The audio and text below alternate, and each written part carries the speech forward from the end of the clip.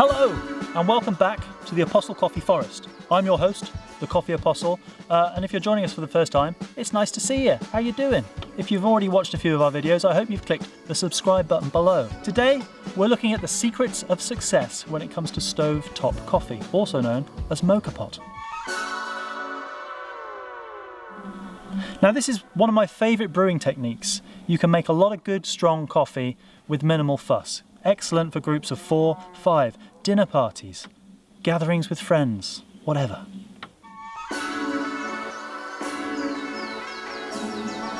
So to get started, we actually have to boil some water.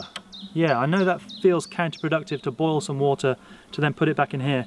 But what we're doing by boiling the water separately is preserving the quality and the flavour of the coffee grounds, which would otherwise be getting scorched above a flame for 5 minutes plus. So it seems odd, but trust me on this one, you want to boil your water separately. I mean, at the least it means you've got some hot water to top up your stovetop with afterwards anyway. So while our water's on the boil, we can take a look at our stovetop or Moka pot. Now it's made up of 3 parts, 3 bits. We have the top chamber, it's where our coffee collects, also known as the coffee chamber. We have our middle section, which is the coffee filter. And we have the bottom half, the bottom part, which is called the boiler, which is where our water goes and comes to the boil. Now we start by introducing our coffee to the coffee filter. Excuse me, John, what coffee is that? This is a delicious sparkling water decaf from Apostle Coffee.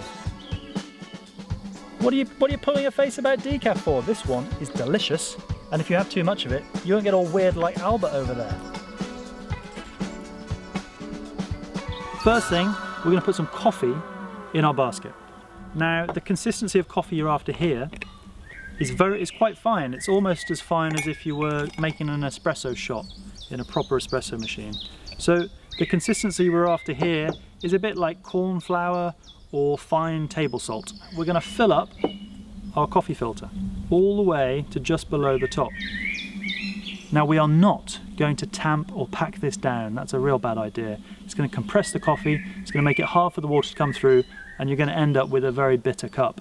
I know you see your baristas doing it, but the stovetop is to be respected. So just give it a shake and let it lay flat. We're going to put that to one side, being careful not to spill it, and move our attention, he says, and we're going to turn our attention to our boiled water. Now, taking our lower chamber, or the boiler, we are going to introduce water that's boiled up to the line. I'm going to get you in here to have a look at this. There's always a line, or there's a little valve, and you want to be filling the water up to just below that valve, or just to where the line is. And now we put the pieces together. You've got your freshly boiled water in the boiler, your coffee filter, you're going to drop that in, and we're going to screw this bit on top. Now you're going to want to use a cloth, because this thing's hot. I like to turn it a little bit to get it going, and then pick it up. Finish it off. So give it a real good twist, make sure it's connected. Now this goes onto our gas. Now what's going to happen here is the water inside the boiler is going to boil, obviously. The steam is going to push through the coffee filter, and then it's going to pour out at this very top section here. Now you know what they say about a watched pot?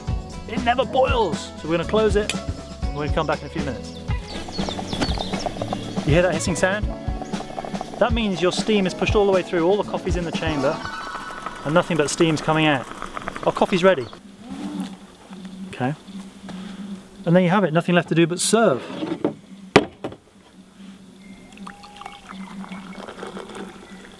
Oh, look at that. It's rich, it's easy to do, and it's got a piece of tree in it.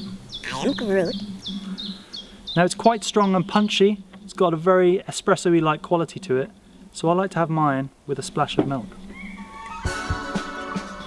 And there she blows, stovetop Moka Pot Coffee.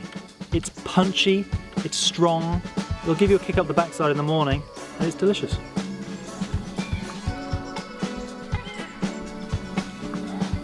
Yes, I can confirm it is delicious. Thank you as always for joining us. I hope you found it enjoyable. I hope you've learned something. If you have, maybe you'll consider giving us a like and a subscribe below. See you next time.